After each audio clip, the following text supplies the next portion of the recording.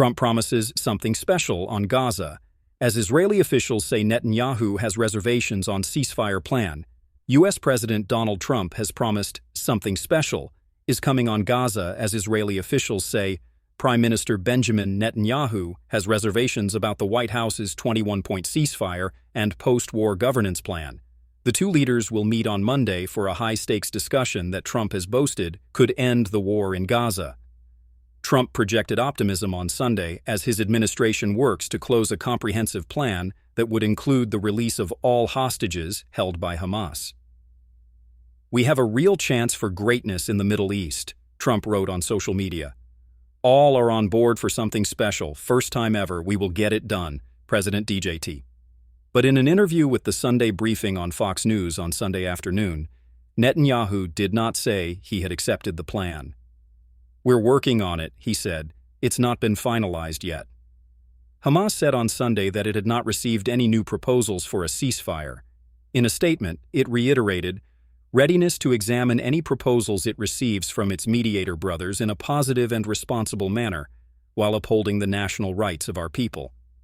Netanyahu is expected to present reservations and push for changes to the ceasefire plan, 3 Israeli officials said Sunday, underscoring the difficulty of closing a deal, even if many of the details have been worked out in advance.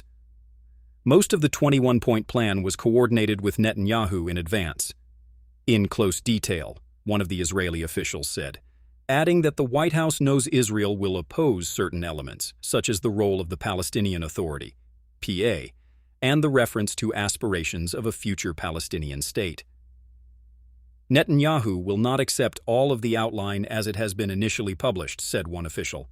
A second official said he would likely try to make more changes before the U.S. finalizes the proposal and afterwards as well. Netanyahu met with Trump's envoy Steve Witkoff and son-in-law Jared Kushner on Thursday on the sidelines of the UN General Assembly in New York City to discuss the plan.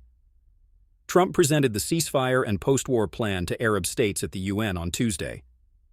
"The dynamics appear more serious this time," said a senior Israeli official, "but it still needs to cross the final line."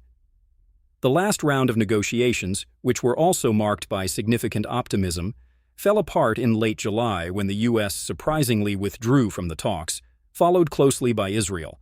Both countries blamed Hamas for not negotiating in good faith. Since then, key mediators Egypt and Qatar have tried to restart negotiations without success. Days after the U.S. presented a new ceasefire proposal earlier this month, an Israeli strike in Doha targeting senior Hamas's leaders derailed talks entirely. In his television interview Sunday, Netanyahu did not apologize for the strike. "Our goal was Hamas. Not anything beyond it," he said. "I think we can work out an understanding on this." A mandate to end the war without a complete defeat of Hamas, Ben Gvir wrote on X on Saturday. On Monday, Smotrich laid out a series of non-negotiable demands on X, declaring that he opposes any involvement of the PA in post-war Gaza, as well as any mention of future statehood for the Palestinians in a deal to end the war.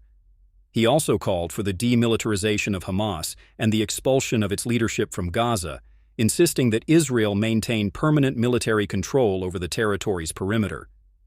Smotrich also demanded that there be no involvement of Qatar in Gaza, pointing to what he sees as its support for Hamas and anti-Israel media activity.